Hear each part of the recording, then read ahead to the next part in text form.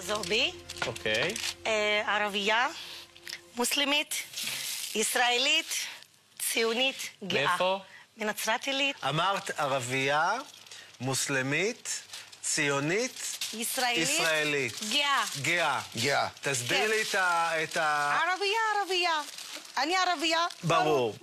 מוסלמית. ברור. ציונית זה שאני מאמינה בזכות העם היהודי שיהיה לו מדינה משלו, שהיא מדינת ישראל, ארץ הקודש. בטח מי ששומע אותי יגיד, מה השתגעת?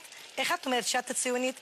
אני רוצה להגיד לכל ערבי ישראל, באמת, להתעורר. אנחנו נמצאים בגן עדן. לשבות אותנו במדינות אחרות, במדינות ערב, אנחנו בגן עדן. אני אישית, אין לי מדינה אחרת, ואין לי דגל אחר.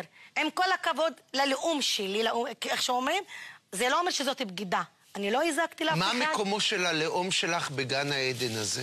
איפה יותר טוב במדינת ישראל, תגיד לי? לא, אני לא חולק עלייך, אני רק שואל אותך, אני חס תגיד וחלילה. לי, אני יכולה לעשות במדינה אחרת מה שאני עושה פה? אני בטוחה, לא 100% מערבי ישראל, אם תגיד להם, בואי, נשים אתכם בשטחים, ניתן לכם אזרחות שלהם, אף אחד לא יסכים. אני ככה מאמינה, זה יעלה לי ביוקר, אני יודעת את זה. כמו שעלה לבן שלי. אני אימא של הנער הערבי, מוחמד זועבי, שאיימו על חייו, ורצו לרצוח אותו בגלל הדעות שלו. שפרסם באינטרנט את התמיכה בישראל? כן. שהיה צוק איתן? כן. נער ערבי, קרוב משפחה.